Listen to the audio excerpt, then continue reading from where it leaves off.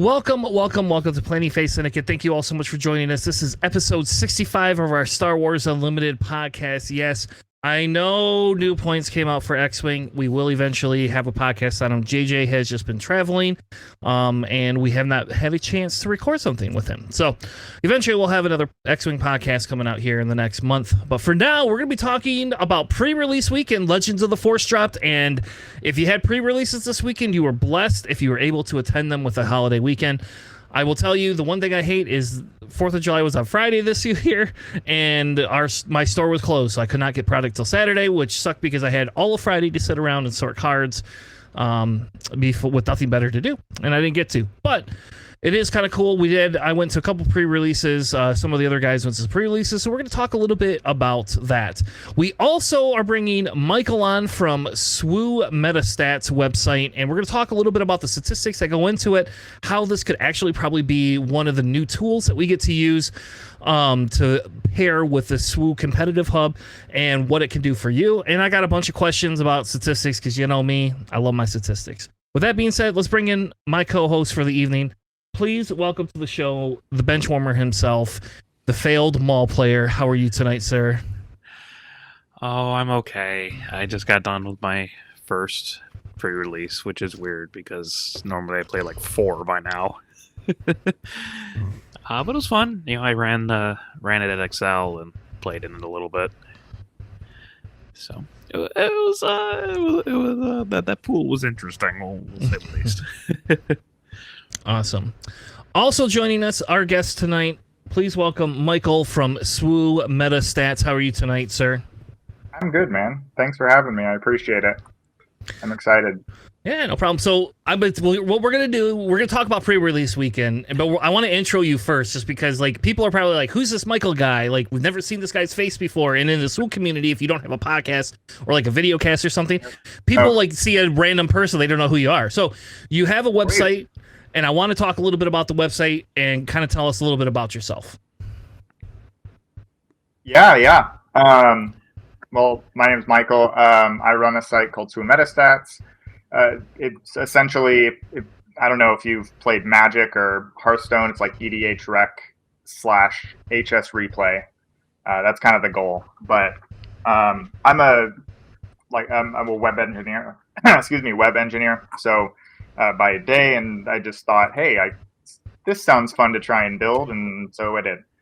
And then, I don't know, as far as Star Wars and background and stuff, I've played cards since I was a kid, back when Yu-Gi-Oh first came out, and then Magic and this, and me and my wife play Star Wars, and we've traveled to some of the tournaments, to like the Minneapolis Regional and such, and so I'm a pretty, middle of the road player. I've got a really solid, just 50% win rate. Hey, there's nothing to be ashamed of there. So we can't all win them all, right? Like then there wouldn't be winners and stuff like that. So. Exactly. Yes, exactly. Well, thank you for joining us. We are going to talk to you about your website. Trust me. Like, so anybody who's tuning in to get the interview, you got to wait a few minutes. I want to talk pre-release weekend first because I was excited. I got to play in 2 of them this weekend. I played one on Thursday night, and I specifically went there because of the fact that I could get product early. And then I played in one Saturday night with my son as well. Went 3-0 both days. I will say the second day, that Saturday, my Talzin deck felt very meta. I easily hit 30 cards with having to figure out what I wanted to cut. I played the Father, by the way, which when you play the Father and then you don't really have anything to use your force with, it just sits there and people have to kill the Father. So, I like that, or not the Father. I'm sorry, the Son. I didn't play the Father. I played the Son. That was okay. Yeah, that's significantly better. Yes. No, not the Father. No. Much better. 5/10 8 cost guy. Yeah, the Son is terrifying. Yeah, so I had that and those Thrall Coven things that you love so much. I got 2 of those everything. So I had a pretty good pre-release weekend. We'll get into a little bit more of the details of the tournaments here in a few minutes. Alex, did you play pre-release at all this weekend? I mean, you can call it. I technically did play, yeah. The pool I got was impressively bad. Like, it was the worst out of any sealed thing that I've ever done. I've played more than 50 rounds of sealed. Like, it was really bad. So I threw in a couple off-aspect lightsabers to hit 30. I played a blue maul. It was not okay. Nothing about it was particularly good. And I won round. I won one round against a guy who was second and third game of SWU was against me. So, I mean, I probably should not have even won a round. It was rough. Fair But it enough. was fun. It's like SWU's always fun. Seal's my favorite format, so I'm always happy to play it in it. Yeah, I think that the trilogies format's going to become your favorite soon enough. That will but- now be my favorite because that is a blast. And if you haven't yet, we have a video that we did on trilogies where we talked about why we like it so much. And once we have a little bit more time, there's a probability we might even stream some trilogy games between Alex and I. Like that's like a thing that we can do now that we have set 5 dropping. So like once we kind of get enough of our cards sorted, like I do kind of want to do some trilogies streaming, maybe at least like once a month. Alex and I will get together and play trilogies online. We're just gonna play the same decks at each other, though. No. We'll set some rules up where we have to be Are you different. not gonna play a Palpatine deck? Yes, I won't play Palpatine. I'll play Chancellor deck. That's what I'll do. Or I'll play a Jabba deck. Let's put some fun things on the table. Let's make it the jankiest of the jank decks. Tournaments. There you go. So like nothing meta in any way, shape, or form. Meta decks. Trench isn't meta, but No, you can't play. If you bring Trench, I'm just vetoing it now, and then I know I get all the good cards because you can't play Vigilance in any other deck. So I'm just gonna veto your Trench deck. If you bring Trench, I'm vetoing it. Michael has no context for this. We played a Trench deck that is the hardest control deck there is. Yeah, think It of played blue. like 14 units. It was like nothing. It was just all control. It was funny. There's a local dude here where I'm at that really likes those types of decks. He did it with Afra, Nice. and that was horrifically unfun to play against. Yeah, so think of like the Iden blue deck that used to exist, Yeah, and this is worse than Worse? that. Yeah. yeah. I mean, I remember the first time I played against the Vader blue when it became a thing. And that was a real quick one game. Was like, cool. I don't want to do this again. At least you can That's interact enough with for that, me. though. Yeah, we don't play units. Our units are Right. Avenger, one tech, bounty hunter crew to get the card to get the vigilances and restocks back, Zines. and Bazines, and then we also play Trench himself, like the actual leader, because you can play him multiple times. Right. And that's it. Those are the units of the whole deck. That nothing else is units. That sounds kind of fun to play, to be honest. It It is. was a really hard puzzle. Once you hit like 12 resources, the deck actually functions pretty well. Oh, that's perfect. That's what you Just want. gotta You get usually there, want yeah. your deck to turn on at 12 resources. That's Yeah, what I 12 go resources, for I if could I'm play like 2 below cards that. a turn, and it feels great. The first time I played this, so Alex built this deck, and then like, you got to try this deck, and I was like, all right. He's like, don't take it to locals, and then I did. And there's a guy, his name is Sam, and he was playing Han Data Vault, and this is God, this has got to be back in Han 1 Data Vault. On one data. Yep, and it's got to be back in April, maybe. It was before he went home from college. Anyway, so it's just our local. I show up to it first game. I get first opponent. I get my hand spanked, and I was like, all right, man, maybe Alex is crazy. This is not working. In the second game, I played against him, and I milled his deck, his whole deck. Like I With milled it Data Vault. with his Data Vault deck on top of his smuggle crap. Like we went through his smuggle resources. So then he got pissed and put his whole sideboard in. So now he's at like 72 cards in his deck, and I milled it a second time. The game probably was way over time, but I milled the shit out of it both times. And he just like, he's like, I hate this deck. And then like, I don't know, like it's like a month later, I use like a pseudonym online when I play on the online engines. And he shows up and he uses his name, so I know who it is, and it's got the trench deck, and I'm playing my Vader yellow deck, and he goes, I go, oh, you're running a trench deck, that's kind of cool, and he's like, oh yeah, I got my ass handed to me, so I really needed to, I want to play this deck just so I can figure out how to beat it. And I wanted to be like, well, you're not going to win against Vader Yellow, just so you know. And so then, like, halfway through the game, he's like, oh, GG, I don't think I can beat you. And I was like, I know, actually, I know how to beat this deck. And he's like, oh, you do? And I was like, yeah, I know the person who built this deck. And he's like, oh. And then I was like, it's Tanner. And he's like, oh, you fucker, why did you not say something to me? So I just played him, but he didn't even know it was me the whole time. He was so pissed. But that deck does not tangent there. Yeah, sorry. That's not even pre-release weekend. Now we're just talking about trench decks again. See, this is the problem when you put Alex and I together without JJ. It's like always trench. That's what this is. Like trench is at a new low price wise for his showcase. So if you want one, how cheap is it? I saw someone sell it for $35. I was like, baby, I wish I would have waited and picked mine up then. I paid, I think, 50 or 55 for mine. Oh, the horror. You know. Yeah. Well, Michael, how was your pre-release weekend? Yeah. Mine? Yes. Mine was good. Mine was good. I hit 2 yesterday and 1 today, and I played Snoke Blue in my first one, which was really. I love Snoke. Awesome. Yeah. So like the highlights there. So all the pre-releases in our with our just local community, I don't know what it is exactly, but they're very unstructured. Everybody's fine with it, but that's just like the way the community kind of does it. Is like we do the pre-release. Some shops do best of 1. Other shops do best of 3. There's one shop that's like really structured, and then a lot of them are just kind of like, yeah, go do whatever you want. But so this one was best of 1, and I went 2-1, and the first game that I won, I don't know what the unit is called. I can't remember, but it's that new villainy only 2/6 grit unit for 4. And I put the Consumed by the Dark Side on that, and then just started snoking him and was swinging this guy for 14, and that was great. The Sand Troopers. Yeah. Gallery, yeah. Yeah, the Sand Trooper dude. Yeah. Yep. Oh man, Consumed by the Dark Side on that is disgusting. Blows for that deck as well, which was cool.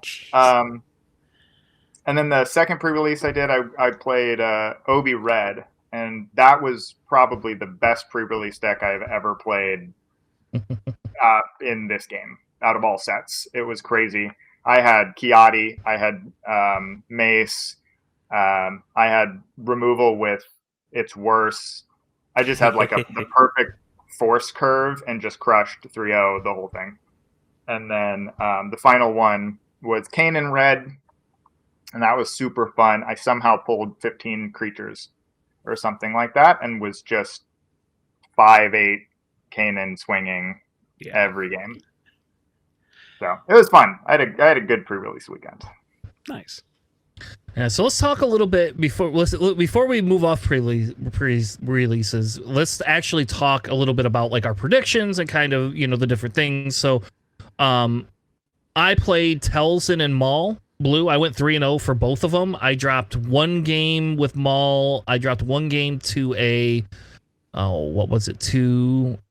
a Cal. I think it was a Cal. I dropped 1 game to a Cal.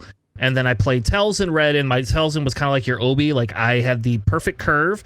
I had like everything I need. I had 3 of the stupid Telsin's assassins that I pulled. I don't even know how I got those. Like it's great. Just like Merry Christmas to me. I had a Daka in that deck, so like I had that. I had a Daka, and like I felt bad because my first round opponent was this younger kid, and I've seen him around, but I felt really bad for him because he sits down with Cal, and like. We're playing and we get to the 4 resources, and he's a little like flustered, I think, because I'm just killing all his units with my stuff. And then he like I've got my resources spent and my units are all tapped, and he claims because he wanted to go first. I was like, you don't want to flip Cal, and he's like, well, you're just gonna kill him. And I was like, okay, yes, but like you could get 3 damage in, if you wanted. And he's like, well, you got a Sentinel on the board. And I was like, okay, well, That's fine. Let's just go to the next round then. He didn't bring Cal out. Like I brought Talzin out before he even brought Cal out. Then he finally brings Cal out. Then I just dropped the stupid Talzin's assassin and then swung in with Talzin and killed Cal. And it didn't have to touch him.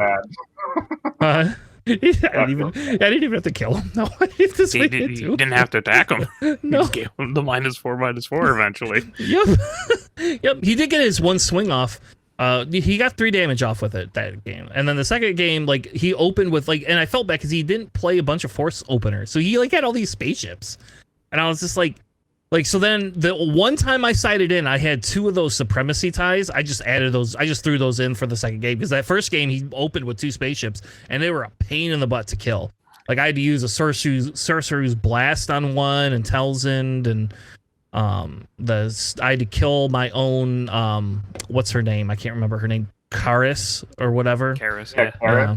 Yeah, so it's just like it was a pain in the butt to kill those. So I just threw those in, and then the second game when I threw those in, he swung instead of swinging in with the 3-2, he swung in with a 2-4, and then it didn't kill it. And then like I was like, you could take that back if you want. No, I have a plan. Okay. Yep. So he traded 2 ships into my one, and I just didn't know. I felt bad for him, like he obviously he didn't know how to play Cal, so. But he did get Qui-Gon, and I'll tell you what, when Qui-Gon came on the board, that was a little scary because like Qui-Gon just killed something and lived, and then killed something the next turn too and lived. And then dump something on the top of your deck. Yeah, that bounces something. Right, so 3 for 1 2, yeah. That Supremacy tie is sneaky good. I love that card. That's amazing. That's everything I've ever wanted for Kira. Ever. Yep, because you can now shield it too. Shield, yeah. Mm-hmm. So village protectors in space. So build your own village protectors, and it comes out of Vader. Yep. And the other card that was like primo, and I don't know if this card will be good in construct in Premiere, but that Nameless Terror, hands down, like I put that in my Maul deck. I had 2 of them, and it like people just didn't kill it, and I'm like, I don't know why you're not killing. You should just kill this thing. This should be the first thing you kill because I just disable your force use. Yeah, every time. Crazy. So yeah, I'm gonna do it. I'm just gonna disable your force, and like I'll swing in. I don't care. Like do whatever you want. I had to play a Maul yellow mirror, which was hilarious because we literally had almost identical units except for I had that Nameless Terror, and like other than that, we were playing the exact same cards, like next to each other. And it just happened to be I went to his base twice more than he went to mine because he was trading my units in. And the only advantage that gave him was when he traded into like and got rid of my Maul. That made it a little bit harder when I lost Maul. But you guys with your good cards, it's killing me with this talk. I didn't get 4 assassins or whatever. 3. Crazy. Well, that's still more than 1, and my good cards are all coming sets of 1. I think. Yeah, most of mine were that. Those were the one things that I had that were actually like good. Were those so? And it was only in my. That's why I play Talzin. I was like, all right, this tells me play Talzin. That's what it says. Is play Talzin. Definitely. I had the Priestesses of the Force, and I dropped it down and gave 5 unit shields, and my 6th unit was already shielded because of the Secreted Sage. And then I lost because I did like 4 damage to their base the whole game. I couldn't do anything, but I did it. I had 6 shielded units. Yeah, no one did that in the pre-release. I can guarantee that. No, my son had that card, but he didn't have that many units out. But my son also pulled a Sidious card with his Maul, and I had to play him. Yeah, that was huh? You can get that in a pack. Yep, we found that out. It is in foils and hyperspaces, yeah. Right, I forget that they did that, yeah. So when he was playing, he was my 1 game loss in my round 3 with my Talzin deck, and because he was able to get all my units to like 3 health, and I didn't think about it. I even saw him pull it, and I just didn't think about it. And then all of a sudden he dropped it, and he's like, "Yeah, your whole board's wiped." I'm like, "No, all right, yep, you're right. God damn it!" It's like he won that game because like there was no coming back from that. I was even ahead on damage, and it didn't matter. He wiped my whole board. I was like, so anyway, those are kind of glass on a budget. Yeah, exactly. So those were our pre-release weekends. Here's kind of what we predicted, like leader-wise. So how do we do, right? Like, so we only know our experiences, but I think if we look at this a little bit, like I think Talzin did exactly what we thought she would. I actually think Ahsoka, like you guessed Ahsoka pretty correctly, Alex. I think that was definitely a really good guess because there's a couple of people at one of the ones the first day they didn't play Ahsoka, and the second day the guy was playing Ahsoka, and I was like, "Did you watch the show?" But yeah, the Ahsoka call was good. I think we all knew Obi was going to be good, and Third Sister was just. I had a guy that just that almost beat me with my Maul deck because he just had super good. He didn't even have to use Third Sister's ability ever. Like, just my God.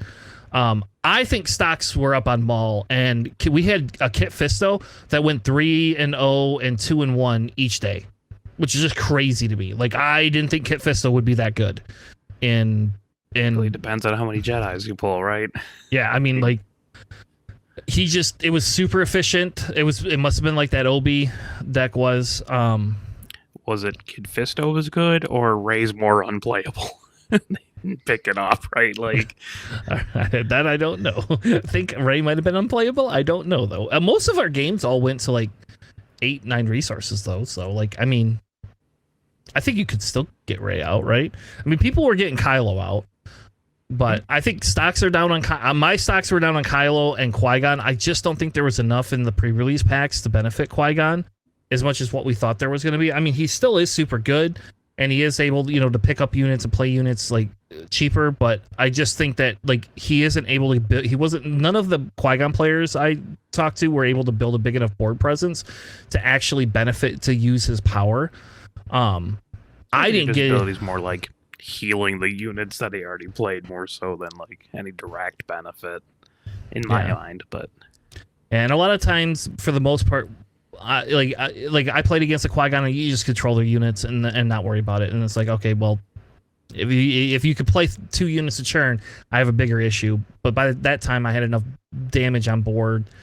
It didn't matter. Snoke, I thought Snoke was going to be insanely good, but like all the Snoke players seem to struggle with it unless you got like really good villain units. Yeah, because our Snoke players just crushed the whole tournament. Yeah, that's what my experience was. Snoke just steamrolled. So did Obi. Those were the two that just.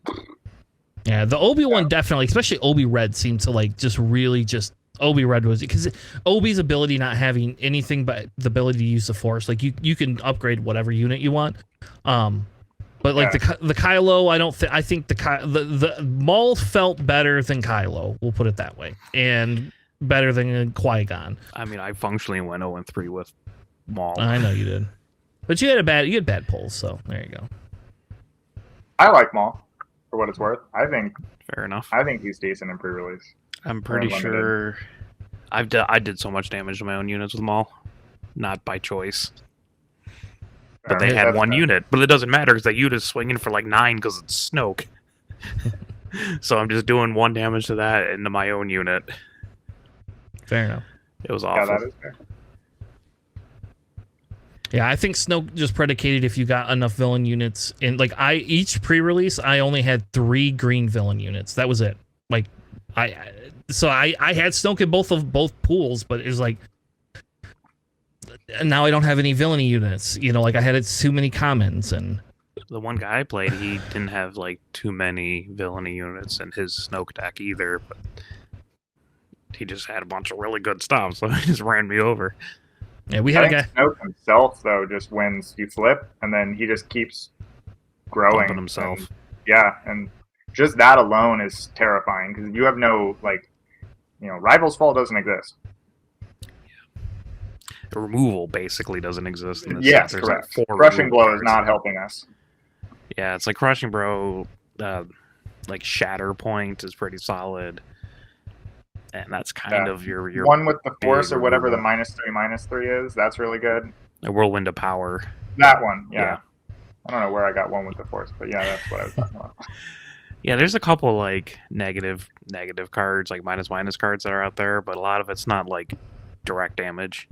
I mean, I had like triple Purge Trooper, which is the only reason why I went with red, because that just does 2 damage to a Force unit. And then I played against 2 Snokes that weren't running a lot of force units, so that didn't really do much. Yeah, I made that mistake like all the time. Like people have to be like, your Purge Trooper only does damage to force units. Oh fuck. Okay, I'm still gonna play it anyway. It's a 4-2. Yeah. Yeah, so that was kind of our pre-releases. You know, let us know in the comments how your pre-release went. Like, I think that's like the big thing is like, tell us how it is. I have at least one more I'm playing in, if not 2.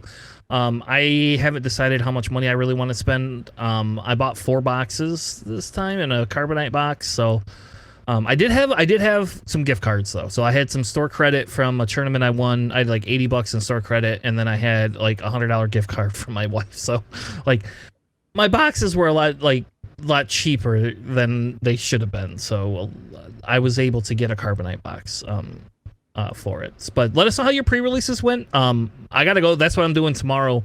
Is I have to go through all my cards to see which ones I'm missing, so that way I know if I really want to play in 2 more or not. So, all right. I think that's enough pre-release talk. We spent enough time. I don't even know how long we spent, but we spent some time on some pre-release. It's exciting though. I like pre-release time. We only get that like every 3 months, or every 4 months. It's exciting. It's like, I don't know. The whole weekend is just like, feels like Christmas. Yeah. Everybody's psyched. I don't know. It's really good.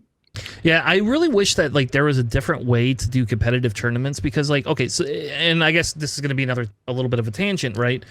I buy a lot of stuff like so that I could compete in tournaments, like physically, like compete in tournaments. But like if I had 4 months to collect my collection and didn't have to worry about that, I don't think I would do more draft and sealed than I would play Premier. Like I would. And like we had like the first one I went to, there was like at least 5 new people, that never really, that hadn't played in like 2 sets. Like, oh yeah, hey, we really like these. We just don't like to play Premier. And it's like, we could do more sealed events. We could do more, we could do more sealed events, more draft events. I don't know. I obviously probably don't have all my cards because I got 1 effing Vader out of everything, and I'm pretty pissed about that. I did get 2 showcases though, so that's pretty good. 2 really nice looking showcases too. I know the 2 ones I wanted outside of Talzin. Talzin's the only other one I really want. Like I'll take. Which one did you get? I got Revan and Barris. Oh my! Come on. Revan and Paris, yeah.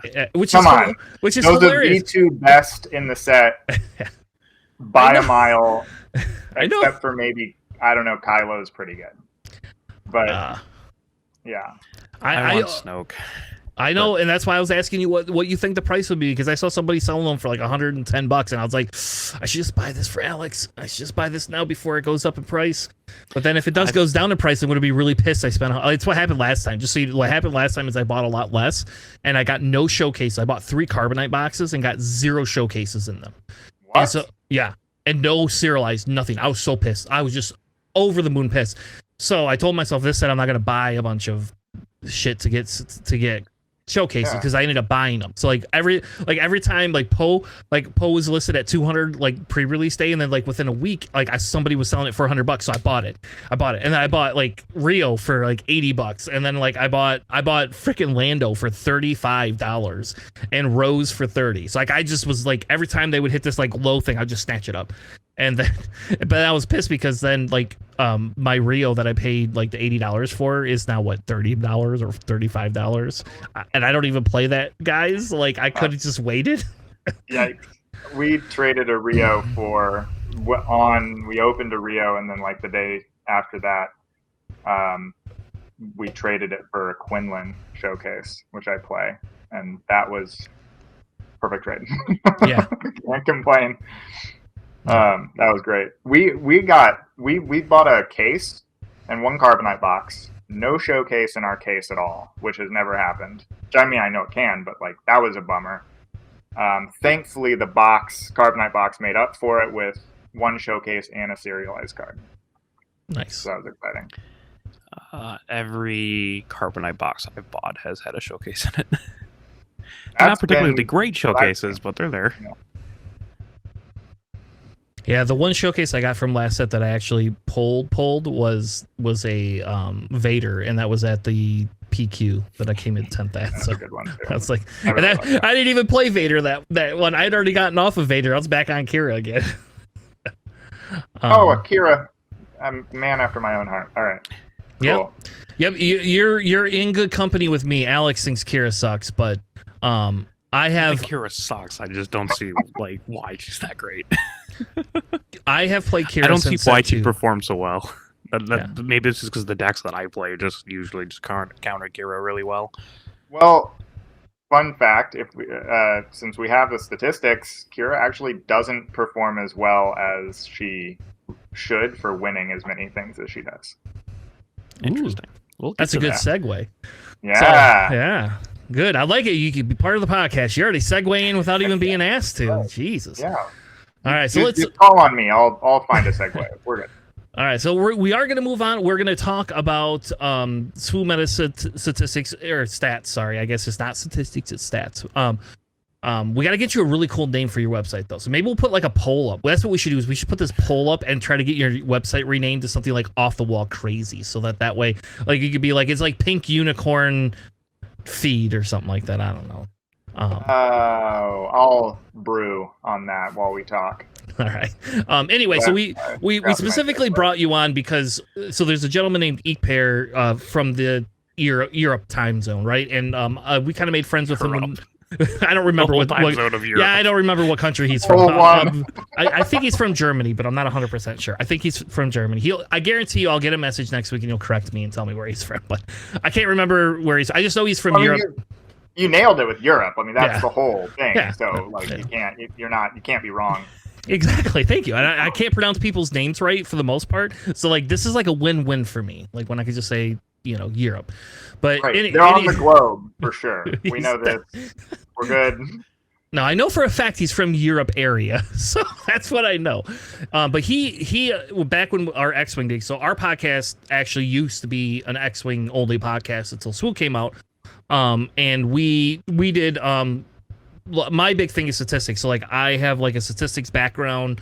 I work in supply chain and have for a long time, and that's just kind of like one of the things that you like gravitate towards I gravitate towards personally. And so one of the things X-Wing was missing was where is all of our tournament stats? How do I tell if one pilot's better than another pilot? Alex comes to me and says he's got these amazing lists. Alex wins these things with his amazing list, and I pick the list up and I can't win shit with it. And so like what we wanted to do is like, to me, the biggest thing is how can I min max? And this comes from playing a lot of RPGs and things like that. Like I do this like in my video game life. How do I min-max things? And so long story short is he created a website called Pattern Analysis, and him and I actually talked when he first started launching it and developing it, and I gave him this is what I would like to see. This is probably like as a player and a podcaster, these are the things we like to talk about. So then when he messaged me and told me about your website and said, because I tried to get him to do this for SWU. I tried to get him to convert his pattern analysis, and I think he's too busy. He was too busy. He's like, I don't know, somebody else will do this. And FFG originally, I think, claimed, by the way, that they were going to do something like this. And here we are a year and a half in, and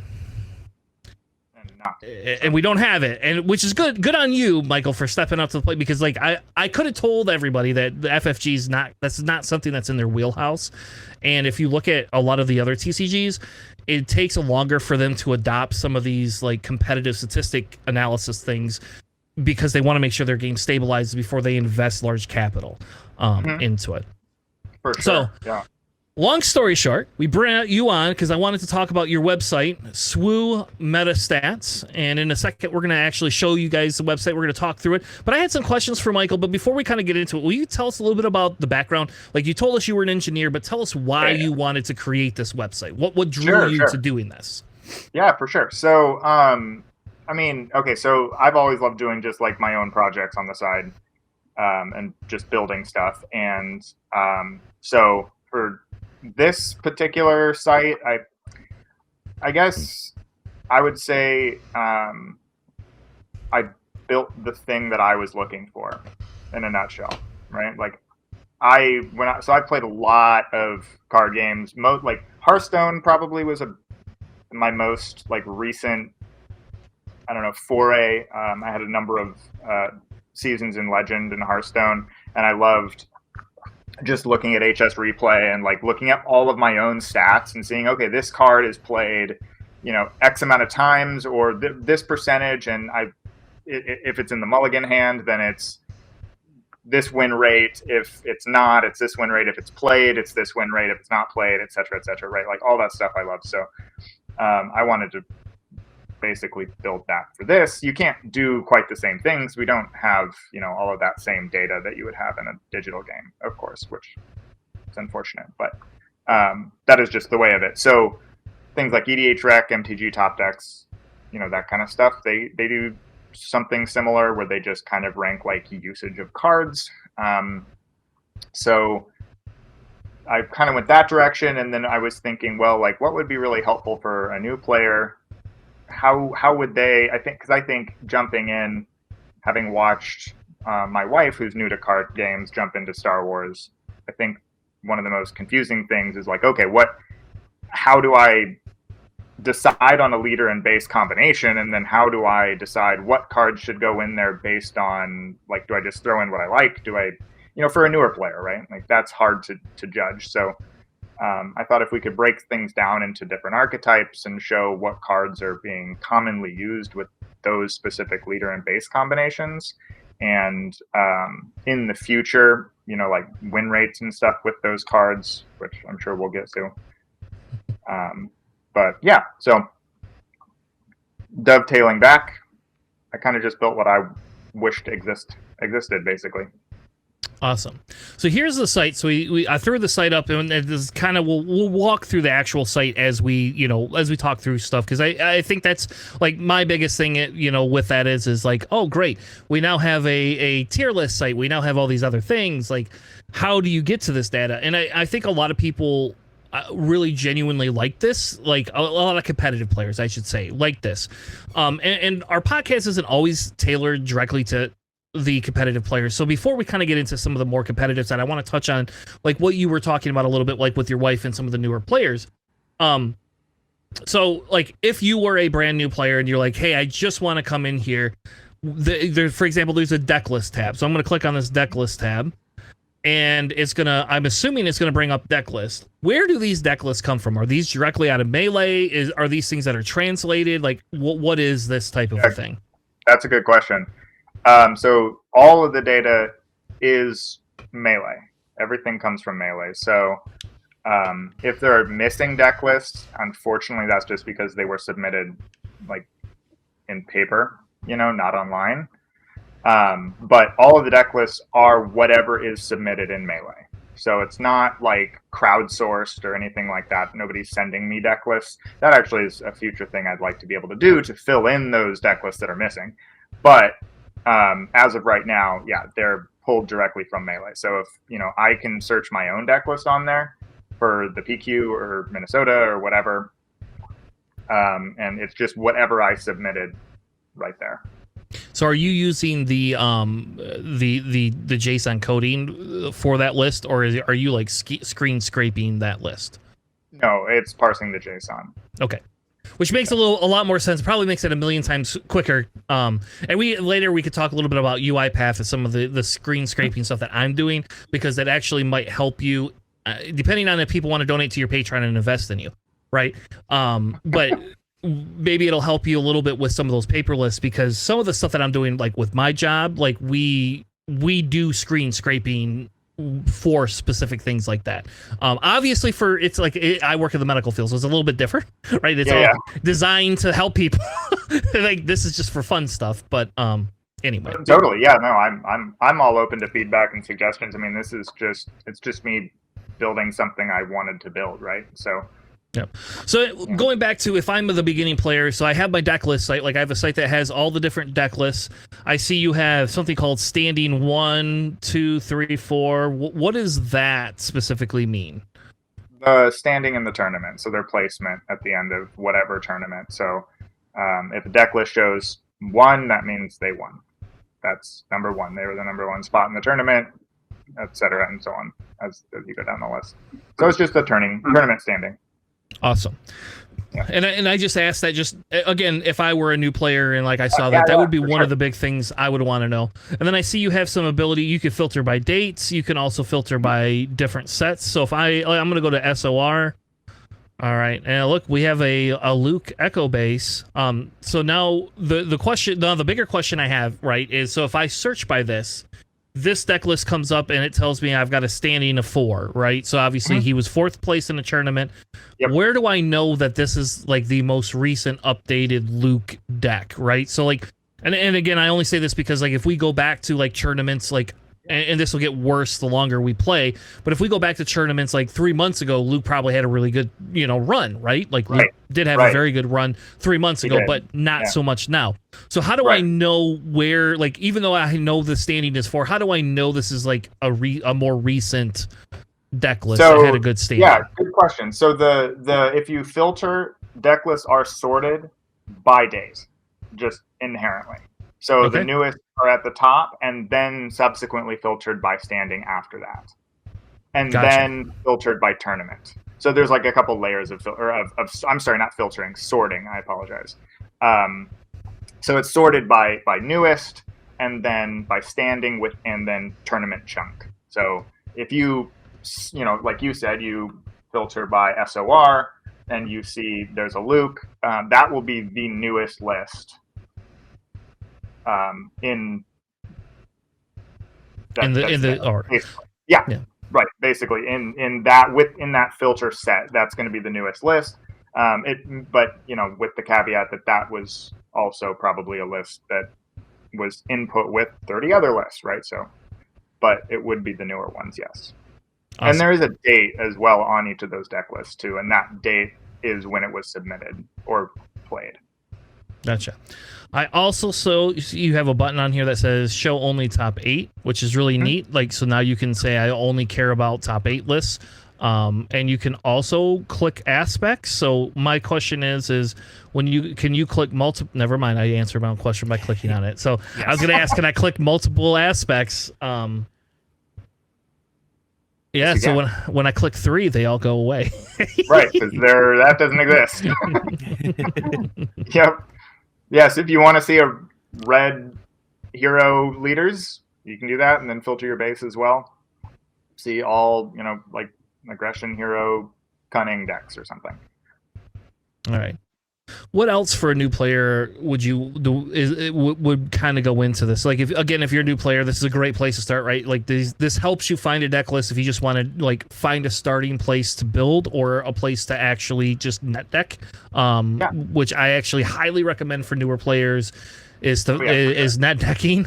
Like, I get people like to tool, but if you have never played the game very much, like net decking is just the best thing. The best thing to get you used to cards and play styles. I would completely echo that as well. Actually, I think just ripping a deck list offline and then playing it and then tweaking it is by far your best entry point. Yes, for sure.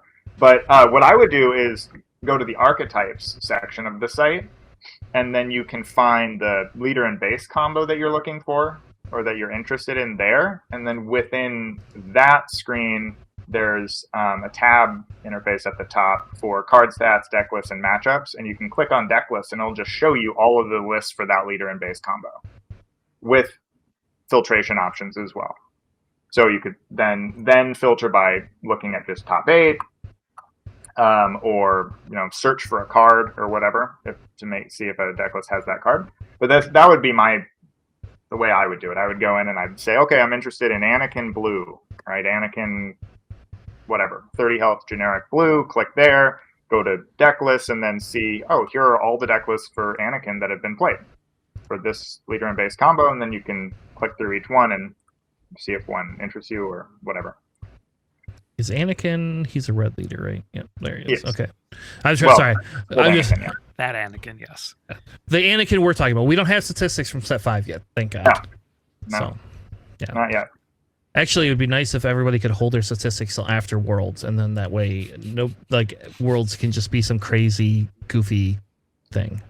Anyway, this not Tanner tangent for like the third time. This I don't think are there any official tournaments before Worlds, or Worlds is the first, right, for set 5, or am I wrong? Official for FFG, yes, but so for example, the meta competitive hub, the SWU meta competitive hub, if there's like a 1K or something that's a larger tournament that happens, they will include it. And that will shape the people know enough about that website that will shape the meta absolutely consistently. Absolutely. And those kind of larger tournaments that are not official, I will include as well. Yeah, which makes it makes sense because like you can't really just include official FFG doesn't put enough tournaments out to solely have that as a metadata. Like, and that's actually going to be a future question that we'll take we're going to pin that question because I actually wanted to talk about Stork Champs and all these other things that people are running, but I want to pin that for a second because I want to keep on the new player road. So I have Anakin up here. And I see that there's a 33 decks that are played with Colossus, right? And then it says it is 10.7% of top 8. But then I have Vigilance bases, just the 30 health bases, and that's 182 decks, and that says it's 17% of the top 8. And then I go down to the data vault. So when it says of the top 8, is it talking about just the Anakin? Yes. So it's conversion percentage. Okay. So out of 233 Anakin Colossus lists, 10.7% of those lists have made top 8. Okay. Because and I only say this because like to me like the big thing would be is okay, if I were looking at Anakin as a player, I would immediately say, well, I don't want to run Colossus. I would run the 30 health Vigilance because 17% of that made top 8. But if we actually you would look at more of a weighted statistic average and what do you take weighted statistic averages to say, well, technically only 182 versus the 233. Is there a way to create like a percentage, like a weighted percentage difference it's normalized? It's not okay. It's not the more lists that exist, the more of a percentage you're going to get.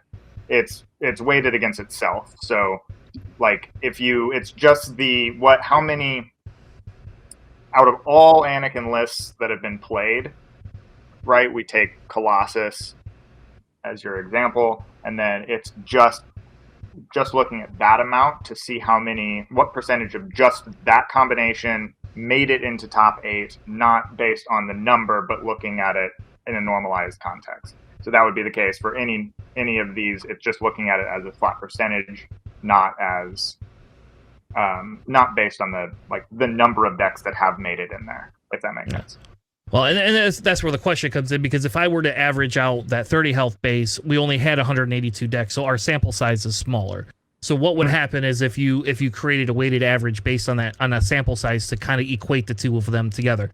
So like out of 232, 10% made it, but if we were to say only 182 of those, what would my actual percent average be, or vice versa? So I think like that's a statistic maybe in the future that you could look at as a thing, because that's what like in X-Wing was one of the big things that we always looked at is Vader Defender pilot was super amazing, and like when it won and you knew how to fly it, man, that was the list to fly, right? But in an isolated environment, because there was a lot smaller sample size of people running that specific ship, so let's just say 45 out of 500, right?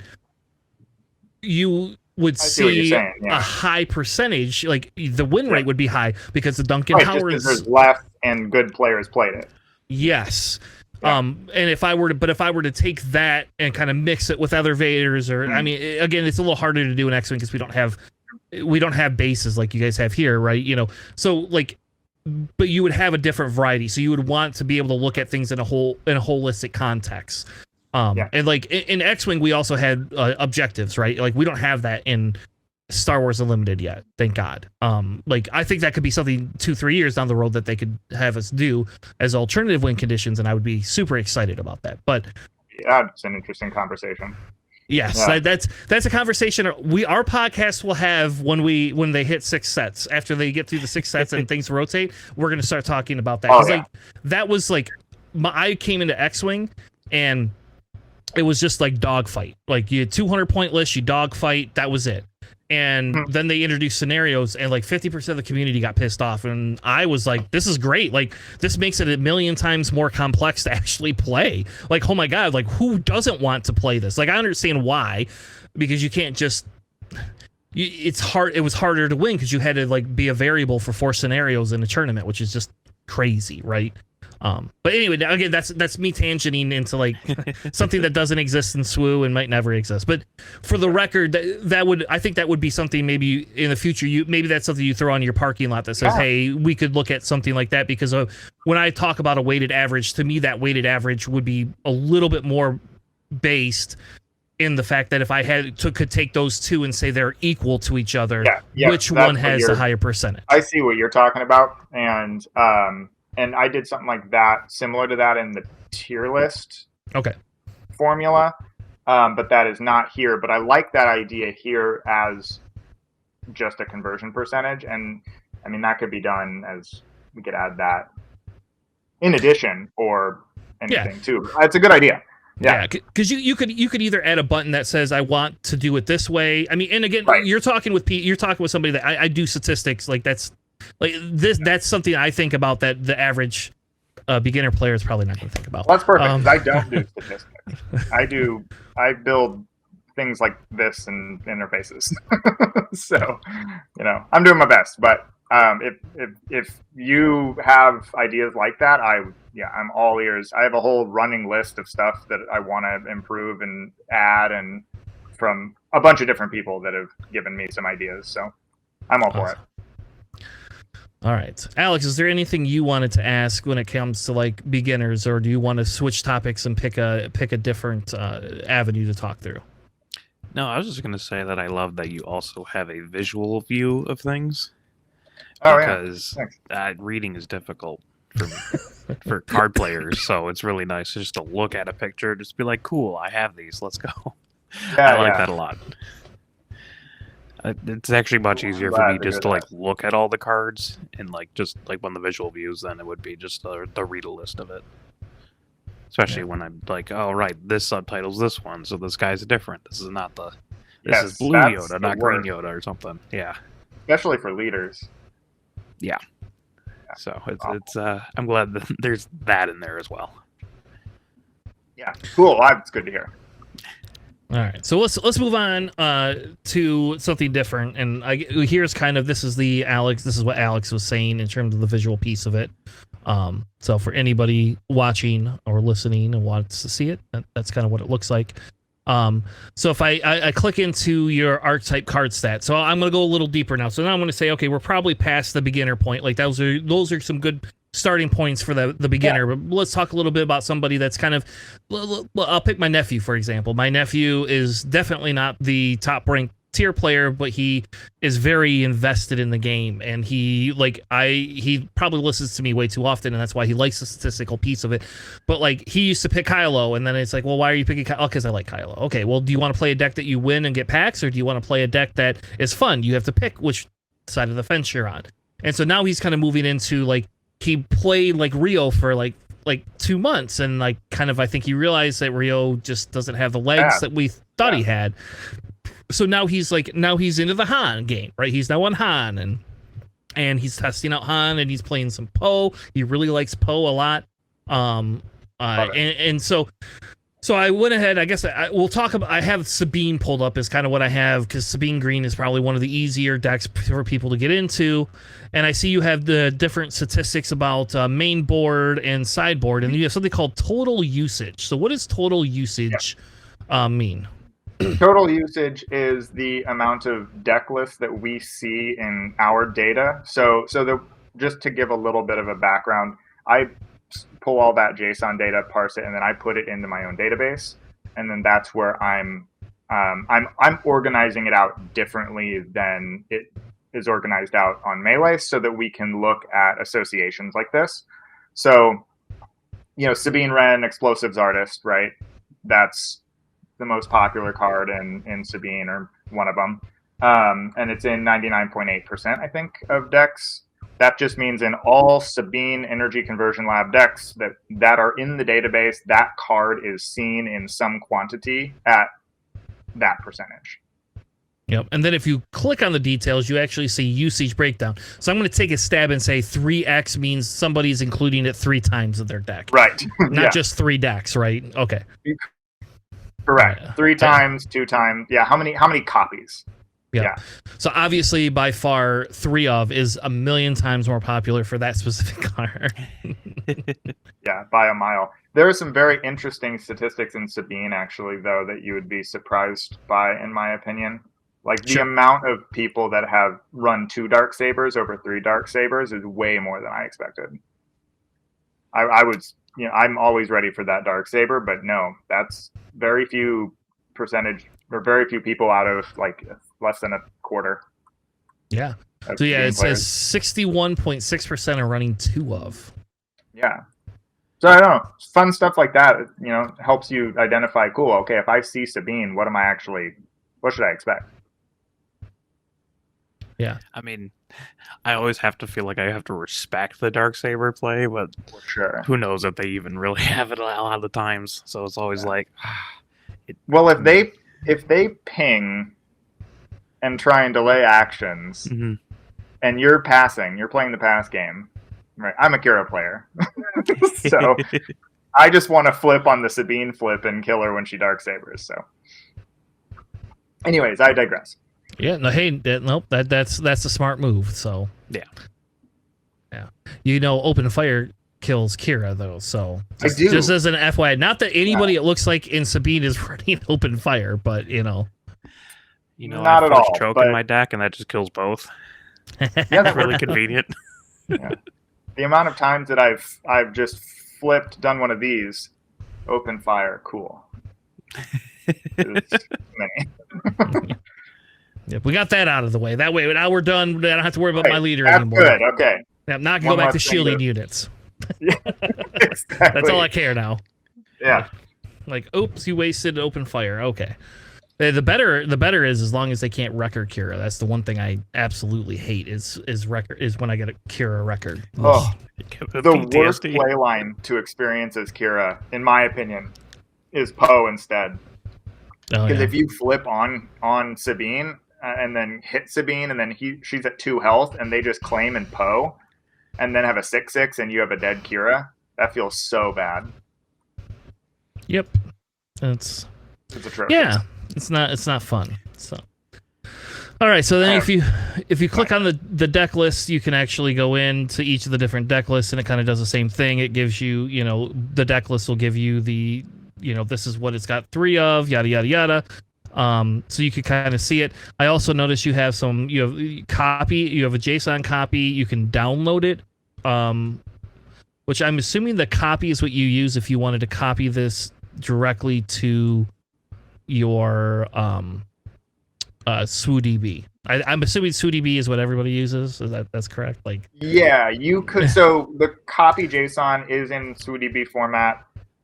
You can also use it for any other site that you need to import a deck list into. But then there's also download SWU, which it downloads a SWU formatted text doc, which is exactly the same formatting that they use. So you can just copy and paste that in.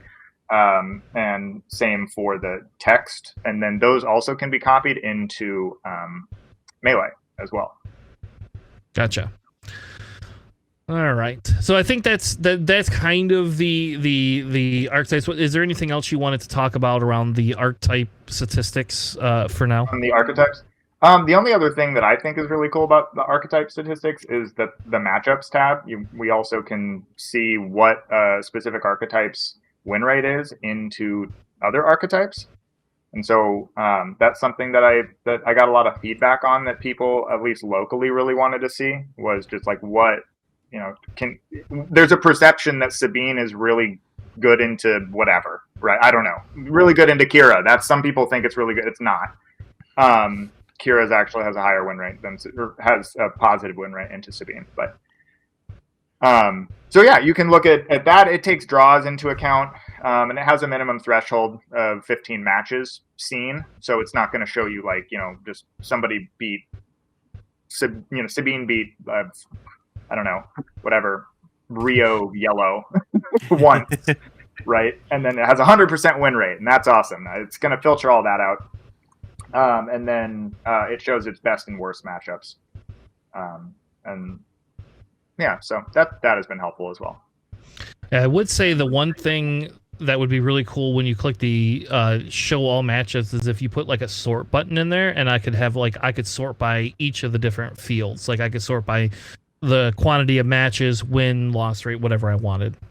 Yeah, that would be cool. I like that idea. I want to do that which I'm sure we'll get to, some of the meta stuff, like the snapshots and stuff. I had that plan, but that can easily be done here as well. Yeah. And I do like it because it gives you the 3 best and 3 worst. And I think like in an effort, especially if we're talking newer player or kind of middle of the road player, right? Like they don't need to see 70 different things. Right. Like they really just genuinely need to see, your top. Now, the one question I do have, so I'm going to ask another kind of like pushy question in terms of like how the data works, right? Yeah. I have the answer. I'll give it to you. So I'm picking this Sabine one, right? So Sabine ECL has a top 8 conversion of 11%, right? And then when I look at the total match wins, I got 2706. So that's going to take the whole time period that Sabine's existed in Melee, and it's going to give us that for this meta block.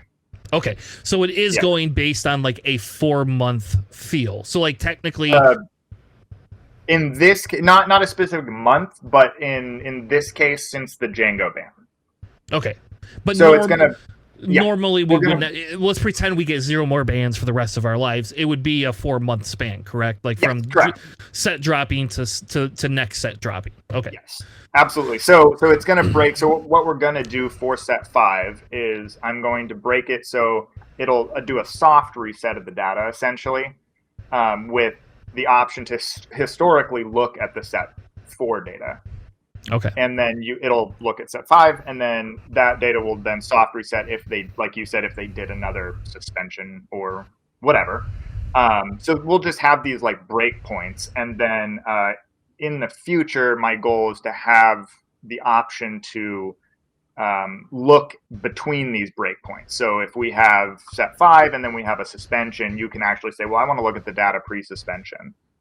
And it'll filter that in. And then on some of the filters now, we have like last 7 days, last 30 days, if you want to be more specific for newer stuff. And then that will hopefully also make its way into the archetypes and stuff as well. Yep. And I think the other cool thing that you could do too is maybe if you, for the best and worst matchups, being able to put like another sort filter in there. And what I would like, so you could tell it you want it to sort either by win rate and only present the top 3, or you want it to pull up the quantity of matches, right? So like for me, like because you have the best matchups is Piat Blue. Like, yeah, we know. Like, that's like I don't need you to tell me that one. Like, I could have told you Sabine almost like always wins that one. Yeah. Did you know it has a terrible win rate into Kazuda Yellow though? I did not know that actually. I did not know that actually. And now I feel like maybe we should all be playing Kazuda Yellow, but just kidding. Don't do that. Don't do that. It is a fun deck, but it is. Kazuda Blue this set though, as a tangent, is crazy fast. Yeah, I know, because Mm-hmm. But I think maybe if you put like a filter in there as well, that would allow you to choose what you want your worst and best to be, and like you don't need to have separate ones. They could all be the same. Like people shouldn't go, well, I want to see my best matchups for win rate, and my other one I want to see for total games. Like who gives a shit? Like it's all one, like come on. Right. No, I like that idea though. Like show win rate view, show I don't know what the word would be, match count view. Something like that. Yeah. Something like that. I'll UX it. That's what I do. Yeah. And that's because that was one of the things with Eekpair that we worked with him on, was like that was a thing, like because originally they just had it by the cards by win percentage, right? And so like sometimes the cards would be up there and you'd be like, oh my god, I don't want it. Like, yes, I know this card is a 1 cost, like I don't care. Like we know it has the highest win. Like I want to know what effing pilot is the most played, like that's what I care about. Like Vader was in 2000 lists as a pilot, right? And I want to know my win percentage against different matchups with that pilot. That makes sense. So And that's actually a future feature I want to have is for you to choose a card and then all of the data filters by that card. So you can choose Sabine Wren, Explosive Artist, or Darksaber, right? And say, okay, I want to see data for the Sabine archetype that only includes decks that play Darksaber. And then let's look at the matchup spread for that and the deck lists and all of that, or maybe just a small like Daring Raid, which only a few decks play. Let's see what that looks like. yeah, and I think that's a future feature. Yeah, I think that's actually super interesting. That's an Alex feature because Alex builds weird decks, and like so, for example, like if there's a card that's been played in like let's say you have 15 as the minimum, so if 15 decks and it's like one every single time, but it's a card nobody really plays. That's something Alex would immediately take and build a deck around. Like that would be something he would go, "Oh, Tanner, I've got this fucked up deck for you. Let's I'm gonna have to turn the explicit tag on now." I did that with Mono Blue Ray last time, where I'm just like, I want to find a spot for Hondo and Nebula Ignition. There you go. And then this just works really well. Great friend of mine and local. She plays pretty much exclusively Ray Blue and has since Ray came out. Yeah, Hondo is disgusting in that deck. By the way, and Nebula Ignition just to blow everything else away because you spread around your upgrades. It's not okay. And now you got Doom, so just everything gets upgrades. Oh, that's disgusting. Jeez, I didn't. It is. That. Yep. And you put the Purgles in, and they're creatures, so they're not vehicles. So they also get pumped by Doom. It's wild. I like that. I might have to check out some Double Blue Heroic. I'll send you something for that. Yeah, do. We have a video. I guess maybe I should just edit the video down. We have a video where we updated that deck, just so you know. Like we actually did do that. We took Alex's deck and Alex updated it with the new card sets. And I have been playing it, but not super heavy. But that's actually on our testing reel for the team. So like it surprises people, and people think it's BS, and then you win a lot of things, especially against aggro. Like it decimates aggro. Yeah, aggro does is not security like complex Ray too, so you actually just like pass shields around with Hondo. Yeah, and you got Size Matters not now, so you can also pass you that with Hondo. Definitely send me this list. I have a buddy who has wanted to make Hondo work, and he plays Gar Saxon blue with Hondo. It's bad, but better this set. Yeah. But I need to send him this list. And it's because Ray generates the experience, so you can like at minimum you have experience to pass around, right? Yeah, right. And then so you always have something. Yeah, and you pull it off the thing with like 3 attack with Hondo and give it to like Hondo, make him huge or whatever. Then you just put it back with Ray. It's wild. Yeah, that sounds nice. Can we do that with Kanan? Just pass around shields and you then could reshield. This deck kind of already does that. It's got Cargo Juggernauts and stuff to re-up the shields and the security complex and triple vigilance. So that sounds better. You got me. Yeah, so the answer is yes, you can do this with Kanan. The difference though with the Kanan one is the curve for some of the units. You don't get all of the other units that you would want with Ray. So Ray has a better unit curve and because of the variety of them versus like Kanan, you're specific into certain things.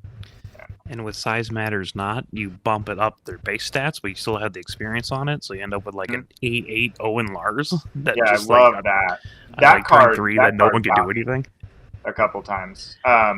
Secretive Sage in Gar Saxon plus Size Matters not is hitting you for 6 shielded on turn 2. That's awful. It's so fun. What do you mean awful? It's great. Doom is also a force unit, so you can pull it off Owen Lars too. It's wild. I love it. I love Owen Lars. I think that card is awesome. Underrated card. That was the mistake card FFG should not have made. Like that card, and in pre-release, holy crap! Like I got one of them, and people didn't kill it, and it's like, well, I'm gonna heal 2, and I'm gonna pull a force unit if you do kill it. By the time you kill it, I'm getting my force unit. So I agree completely.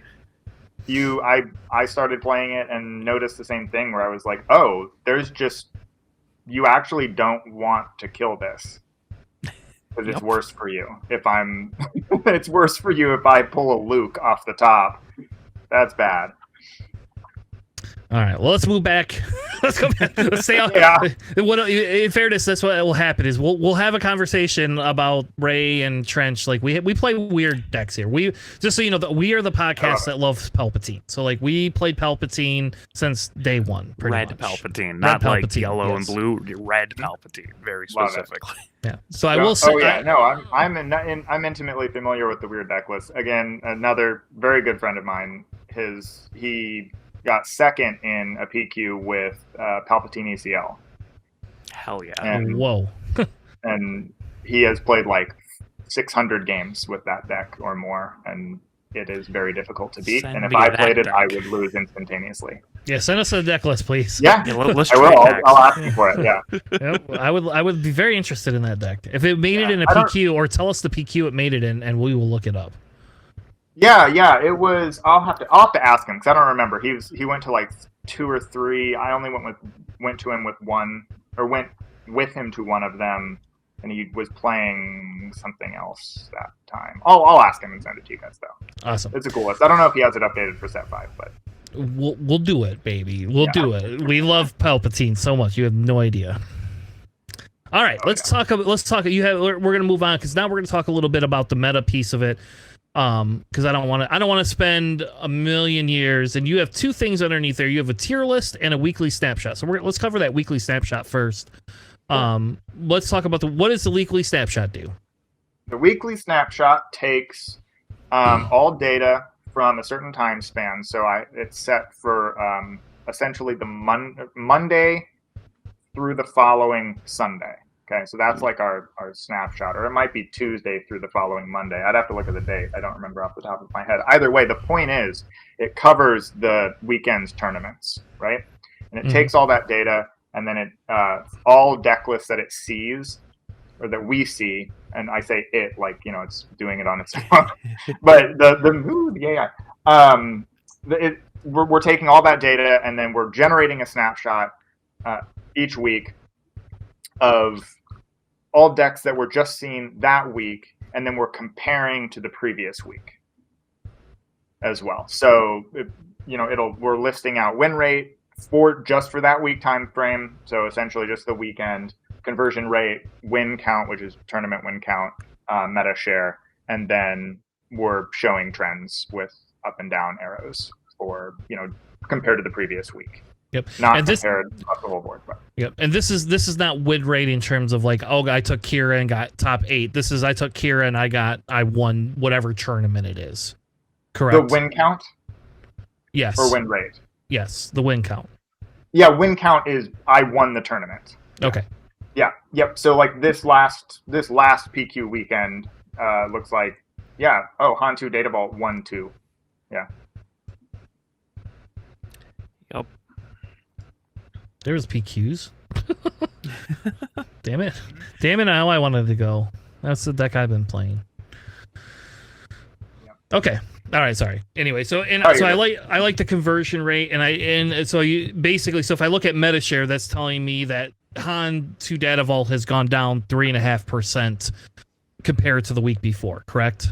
No. This is 3.3% this week, but it is down from the previous week. Okay, and it's just not telling me how much it's down. It's just telling me. No, it's not telling you how much it's down by. Gotcha. It's saying that is for this last week. The out of all decks, 3.3% were this deck, but that's down from the previous week. And if you were to go look at the previous one, I believe it's somewhere in here.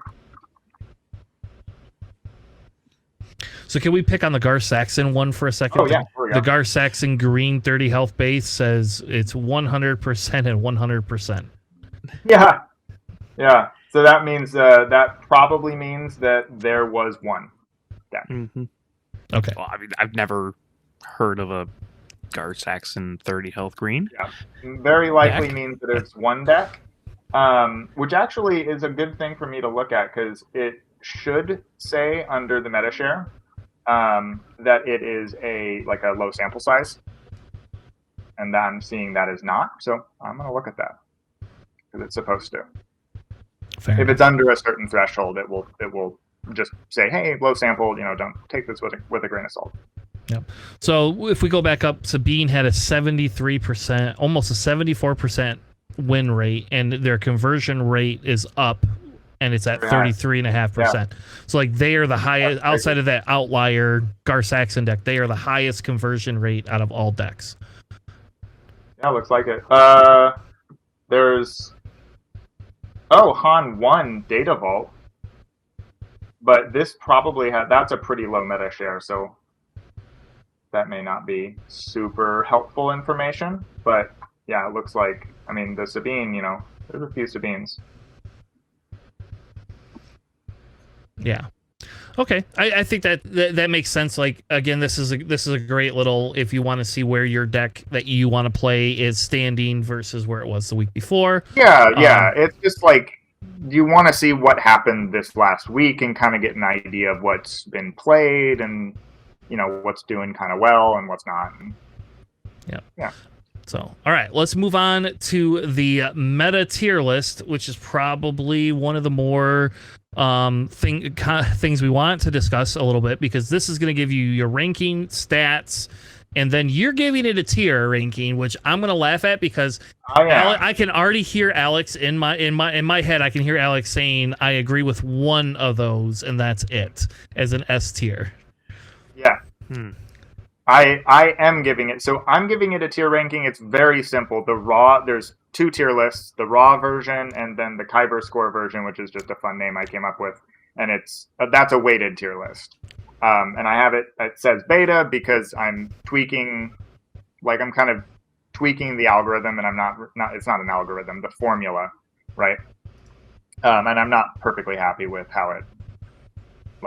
how it's being weighted. I feel like it's weighing some things too highly. We'll go into that. But the raw tier list is just taking win rate for this meta block, basically.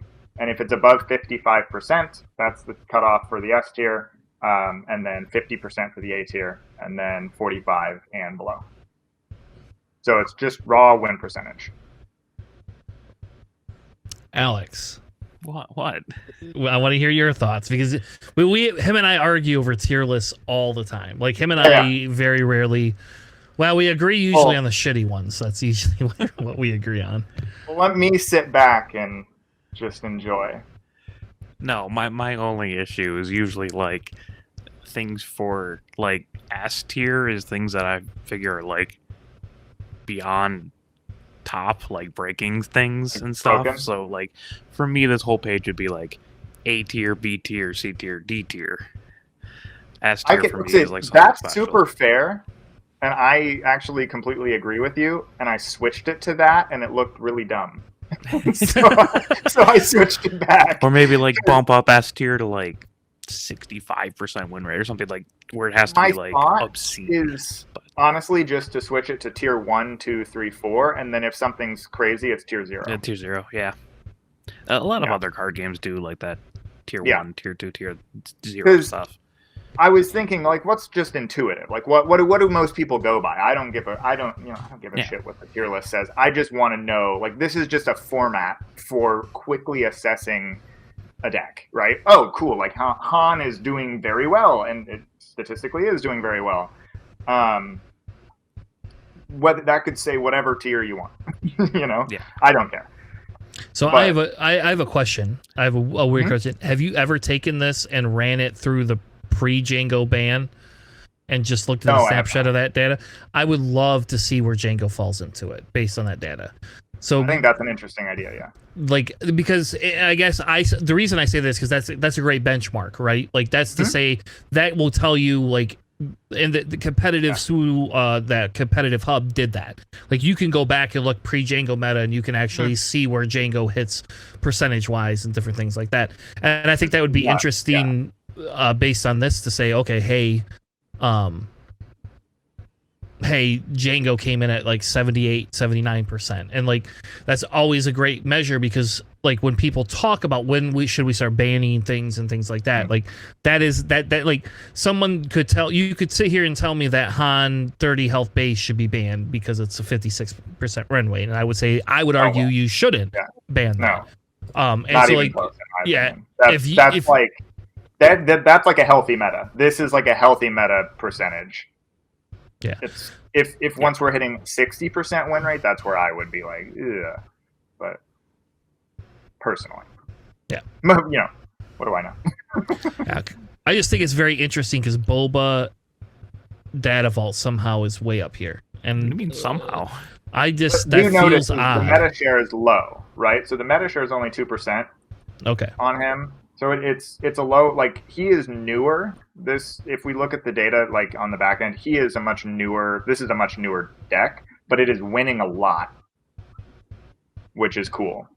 And then so is the Han 2 Blue. Very low meta share, but and because it wasn't being played until recently, and now it is, and it's winning a lot. So it's interesting to see that. And there is a meta share cutoff here as well, so anything below 1% is just not shown at all. I see. And that's where I bet you I probably like this Kyber score piece better, because now I feel a little bit better where it does, like, but it still hits that. Again, I don't care about tiers for now, right? Like, whatever. Whatever. But like, I just feel like Han Solo and like Quinlan and some of these other ones that are the tried and true are a lot better than, you know, the Boba Fett's, you know, because we haven't seen the Boba Fett before. But again, when you look at when you hop over to that, now you have your Han Solos up there that have a higher right? win percent and a higher meta share. But like Han 30 health is a low conversion rate comparatively. Yes. So yeah, totally. So this works interestingly. What this does is it takes a base score of the win rate. So that's like that's the base. It scores just its flat win rate, and then we're using a point system on top for top 8, top 4, and wins as to like weight conversion essentially, with a cap. And top 8 is actually more than top 4, then top 4 is more than a win, because just winning one additional round from top 4 to winning a tournament shouldn't really be, you know, that's like not a huge gauge. And then it's also aggressively weighting the data in terms of recency. So there's like a huge recency bias. Basically, this last week is weighted as, like, if we go to a 0 to 1 scale, or sorry, a 0 to 0.5, it's 0.5 and then down from there to 0. So I see. So you have multiple ways you're weighting these numbers in here. Because actually, ironically enough, that's actually one of my questions was, do you have different rate weightings? And I guess so. Like, let me try and dumb it down, you know, for myself, because like sometimes this feels bad. But like, if I'm playing, like, I went to Richmond and I played Vader Yellow and I went 8-4, right? And you know, like I should, that all these other players that played Vader Yellow, for the most part, also went between 10-3 and 8-4. So there was 5 of us, right? And we all hit up there in rankings. Like, you could literally see our names very close to each other, right? And so the other question would be, though, is, does it look at what decks you played? So, for example, my first round, I played a Mace double red, right? And like, normally you would be like, that's probably not a very good deck, but the guy made day 2, right? Like, that deck actually made day 2. So like, we can shit all over that deck as being this non-meta thing, but that deck made day 2. But it very rarely makes day 2, right? That deck is not something that either a lot of people are taking. So do you have a way that you're weighting things in terms of, you know, what decks people have played against, or is it purely more the weighting of the standings inside of the tournaments? That's a really good question, and might have to cut me off here, okay, because this has been a topic of conversation in, like, within my team essentially, and of like, what do I do? Because I put this question out there and said, like, what do I do? How do we, what's most important? Like, how do we want to weight this? Like, what would be helpful for you? You know, and I kind of collected some feedback. So to answer your question directly, though, no, it does not take into account what the opposing deck list was at the moment. It's mostly based off of win rate percentage, and then it just adds a little bit of points for conversion for how far they got into the tournament, essentially. So no, it doesn't. But that's also again why I put this as like a quote beta, because I'm not happy with the weighting system right now fully. I mean, I think it's okay. Like, it does show you some good information, especially because it weighs towards recency, right? So like more recent weeks are weighted heavier and accounted for higher. But I would like to do something more like seeing how far they got into the tournament, like from round 0, round 1 to the finals, and weight it somehow that way, plus what they're playing against, if it's highly winning archetype or whatever. I just haven't found the right formula. I've been testing in my local environment and doing a whole bunch of different ones to try and figure out what I like. But yeah, because I could throw another kink in that works and say, can you do it based on the ranking of that deck in that tournament? So I'll give you an example. I took on 2 Data Vault to a PQ in Indiana, and I had 1 loss and 1 draw, and we'll talk about draws in a minute because I actually wanted to ask you about that as well. Sure. Sorry, I'm monopolizing all the questions here, but you're good. this is very interesting for me. Like, I really enjoy these. Like, if you can't tell, this is like one of my favorite things to talk about. But anyway, I went to this PQ. My 1 loss was to a gentleman named Ray Tan. Yeah. I lost to him. Okay. And then I drew my last round, made top cut, and immediately had to reface him in my top cut match, and then I lost. And like, I'm not saying he's a miracle player, but then he ends up making the finals, right? And so like, with that, based on your average, you're sitting there saying, well, based on this, we would look at Tanner had 1 loss and then made top 8 and then immediately lost, whereas Ray Tan had 1 loss and then made top 2. So the ranking for that Quinlan or for the Cad Bane deck would be a little bit higher than the Han 2 deck, right? But you're not taking into account the fact that the only 2 damn matches I had to play were against this guy. No, Like, that is not being taken into account. Yeah. Okay. That would be tough to do. I mean, the data exists. Like, that is possible, right? So I have all matchups in my database, so I can see who played who and all that. So that would be doable. It would just be a matter of how do you do that in a way that's effective. Yeah, well, and I'm not even saying it would be. I just saying is like, those are like a few different things looking at, because I think the big thing is whatever direction you go with is probably inconsequential, right? Like I'm asking for like super detailed, like 90%. We're playing a game for no money, right? Like, there's not that much money on the line. It's not like we're not going to 10Ks, like when 10Ks pop up, you're gonna be my best friend, because we're gonna really tweak this fucker. But anyway, like, so you're not, long story short is like, you're telling me, no, you're basing it based on this weighted average of how far you got in a tournament, and then how recent the tournament is. So I think that I just wanted to clarify for the viewers at home that's kind of where the weighting is, and like your future, whatever, we could talk about that later. Yeah. So to really like boil it down, it's most of its win rate, and then a little bit of weighting for how far you got in the tournament, and weighted for recency. That's the sum of it, basically. Yep. So if and I'm gonna pick on Kira, because I think Kira is a great benchmark. I think because Kira is one of those decks where a lot of people underestimate it. Then Wu all of a sudden goes, hey, look, I'm gonna make top 2 in Minnesota or win Minnesota with it, right? And then all of a sudden we get like, it's putting it back on the map. A lot of people lose with it too. Exactly. Yep.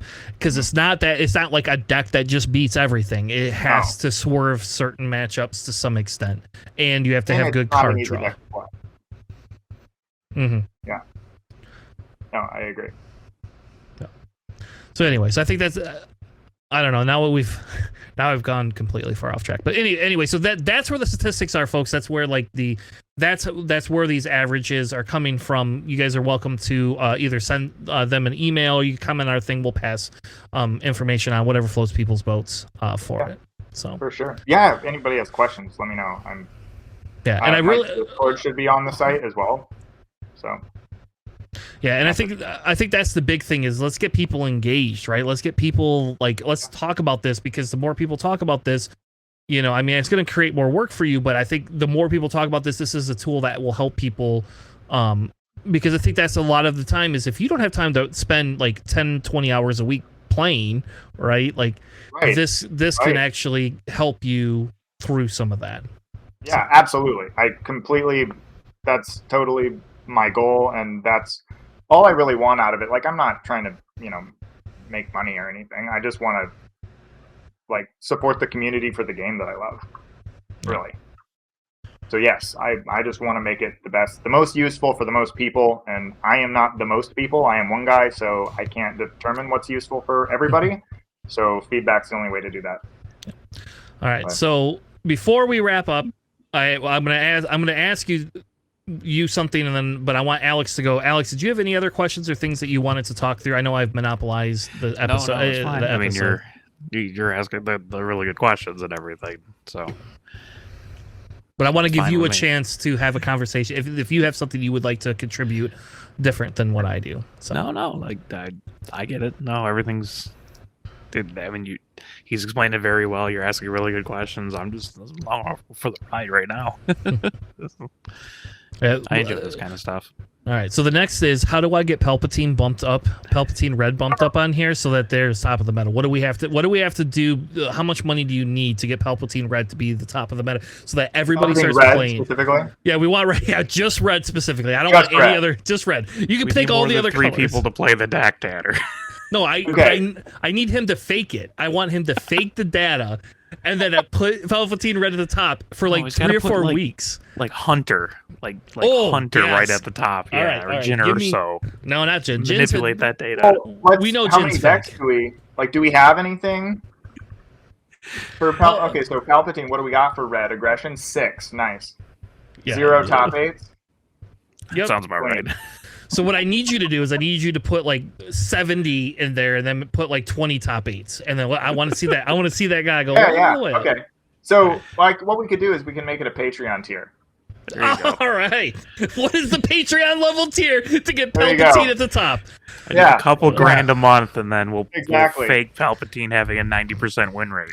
I'll tell you what, I'm tempted to pay you just to do that just before Worlds so that everybody freaks out and people start running Palpatine, and then I can play whatever I want and just win. Yeah, right. Like I would like that. You can just play anything that is slightly faster, and then you're good to go. So not Trench. Correct. Although that's probably fine too. Yeah, Trench would be fine at the Palpatine. That deck I gotta do it. I wouldn't worry about that at all. The what is it gonna do? Take control of no units? I don't know. Don't play Luke Green. There you go. All right. And the Palpatine Red. That's gonna suck. Well, Michael, did you have anything else you wanted to point out on the website before we wrap it up? I'm trying to I want the most information. We can always have you back on. I just want to make sure that we cover everything that you had put into this. For sure. No, the only other things I would add were if there are any questions, please let me know. I'm happy to answer them. There's also an FAQ page that hopefully kind of explains some of the numbers we just talked about, how are the tiers scored and stuff like that. And then I mean, I do have a Patreon, but as I said, I'm not trying to make money from this. It's just for server costs basically, because it's not free to host the site. So no, it's probably a little, and you got API costs, right? Like to be able to connect, and so there is some money. I can tell you, there's definitely money in that, because we always at my work we always have to have that conversation. What is going to be the cost to connect to this, and is there going to get a bigger value out of it? So. Yep. So. And it's I mean, I could go into the code and stuff, but it's essentially like on a scaling server. So the more people that use it, the more resources it uses and stuff like that. But that's fine. I mean, I want it online, but that's the reason that the Patreon exists, is just to support the cost. But I think that's it. I don't think I have anything else. All right. The last question I have two things for you. One, you're going to tell us how they can get a hold of you. If they want to contact you, you're going to give us that email address or wherever you want them to contact you. And the second thing is do you have an interest if FFG ever approached you? Because technically everything you're doing is from legally is from their database. Would you ever want to be sponsored by FFG? Yeah. Oh yeah. All right. For sure. I'd work with them, absolutely. I just want the information to be there, you know? Fair enough. Like, So legitimately, I just want the information to be available, and I like building shit. fair enough. So all right, well, we're gonna wrap the episode up. Thank you, Michael, so much for joining us. Tell everybody where they can find you again, real quick, and how they can contact you if they have any other thoughts. For sure. On the about page of the site, my Discord is listed. You're welcome to add me and then ask anything. And then I have an email, swumetastats@gmail.com. You can send any questions that you want or feedback or whatever, anything.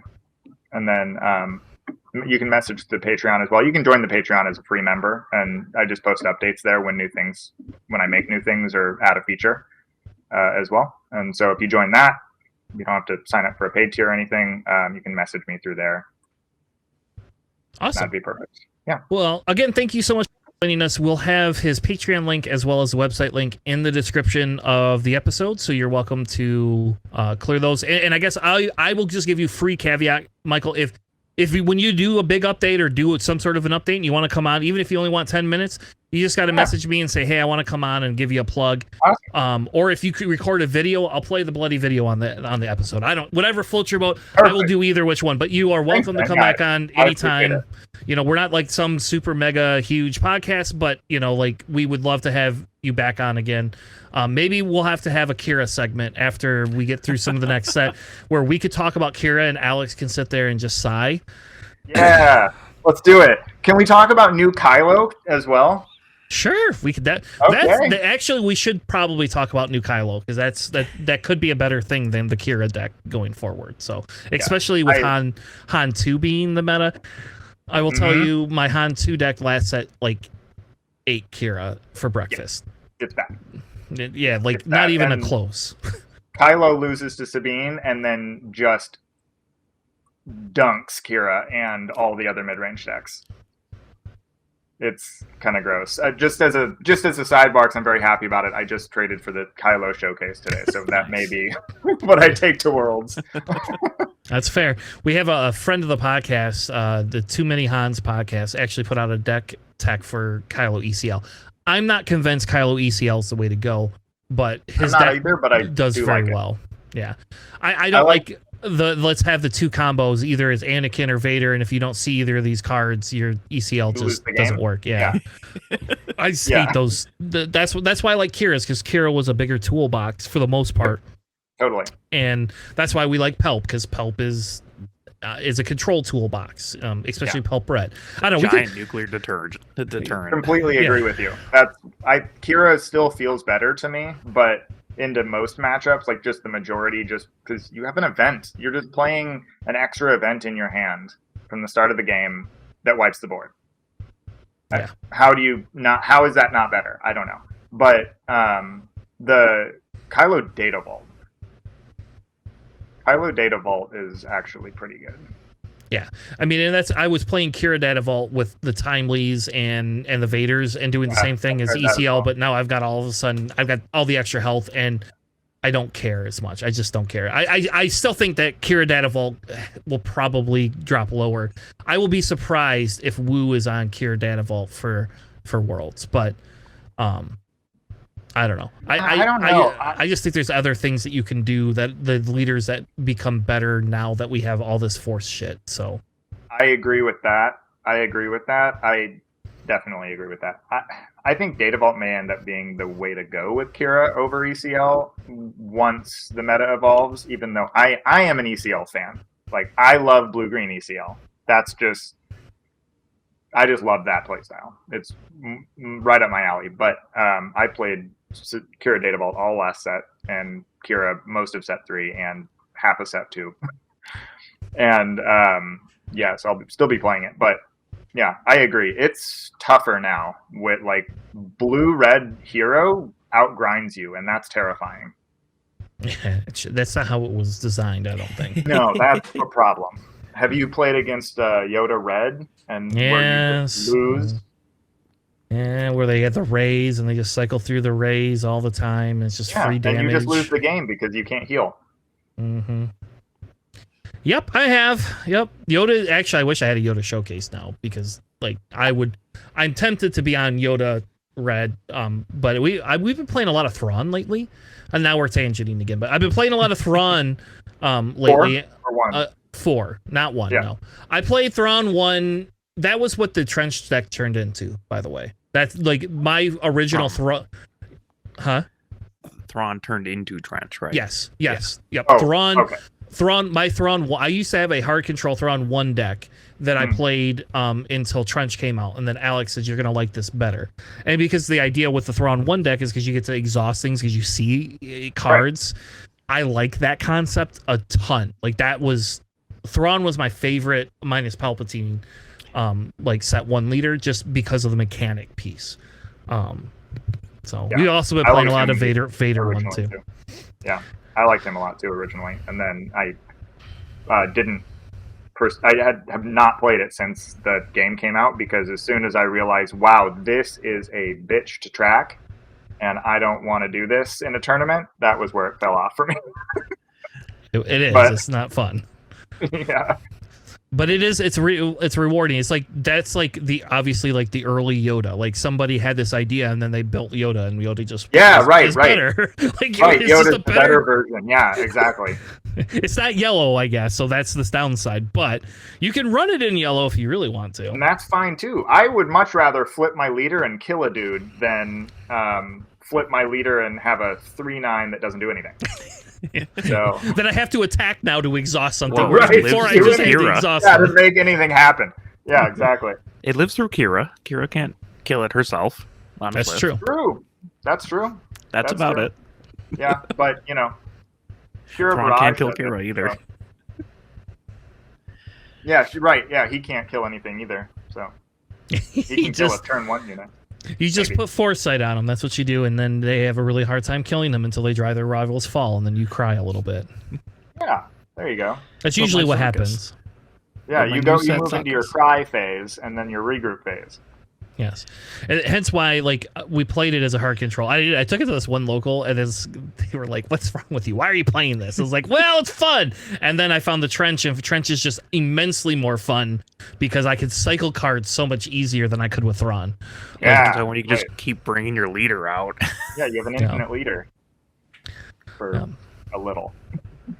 So, all right, well, we're gonna wrap up here. We'll have you back on. You're welcome to come back on. We'll have to have you back on, and we'll talk. We'll have a Kylo show. That's what we should do. Yeah, that sounds fun. We'll have like we'll have a blue villainy. We'll call it the blue villainy show and tell JJ he's not welcome because JJ doesn't play blue villainy. Gar Saxon. Okay, all right. He can come. That's blue green or valid. Blue yellow. He plays blue yellow. Trench. I know. They're just completely different blue yellows. Fine, we're gonna call it the blue control decks. There you go. And then we're gonna be talking about 70 decks. Yeah, and you'll have 4 people watch, listening to it. Well, we'll be ahead of the meta, so everybody's gonna play all this aggro stuff for Worlds, and then after Worlds is over, PQ season starts. Control will be able to come back and make a big win. So you want to know what does really well against Kylo? Vader yellow, by the way. Yeah. Yeah, you can ECL out. You can ECL out your stupid Vader all you want. By that point, you've lost. So just so you know. You know what else does really good against Kylo? Sabine. Yeah, Sabine does too. Yeah, which is sad that that's going to be such a big part of the meta. People aren't going to be able to play Kylo for Worlds. Yeah. I bet Trench does really well in the Kylo. If that's a big part of the meta, then it's a problem. What? I'm sure Trench does really well in the Kylo. I don't care how big your Kylo is when it's entrenched. True. And I don't care how big your Kylo is because I could just rivals fall this stupid thing or power the dark side because you have nothing else on the board. Right. Yeah. God, that feels so bad. There you go. Okay, Alex, that's what we're gonna do. You sleeve up your trench deck. I have annihilators in it now. I can annihilate the Kylo. All right. You can't. I mean, you can't take anything else out of the. Well, actually. Yes, you can. If you run Kylo, yes. If you run Kylo unit, it's gone. Yep. Any other Kylos in the deck That's are gone. great. I don't. So it's okay. Let's do this. We'll have to you have to figure out how to get a stream camera set up for your house, and then you can play your Kylo deck against Alex's trench deck. and then we'll play it on stream, and then afterwards you're allowed to have like the floor to yourself to cuss him out for like a half hour if you I'm don't down. win. I can make that setup happen. Okay, all right. We're gonna pin it. That's gonna be a future date. That'll be a future like special release episode. We'll put it on our Patreons. There you go. Like you got to be a Patreon of one of ours. There you go. Like, Yeah, see it. it's also for explicit language. All right. Well, thank you so much, Michael. Thank you so much for joining us. Yeah, thanks for having me on. This was really fun. Yep. Make sure you guys give him a support on Patreon, and make sure you're pimping his website out, because the more people that know about it, the better off we're going to be. With that being said, we will be back next week. I don't know what our topic's going to be next week, because I spent all week playing pre-release. We'll probably talk a little bit more about decks. Maybe we should do like a deck series where we talk about like build hero decks and different things like that. Or maybe we'll do another off-meta deck like that we did that one time. That was fun. My Ray deck was super fun to build. So, but anyway, thank you all for joining us. Have a good night, and we'll see you on the Flippity Flop. Thanks for listening.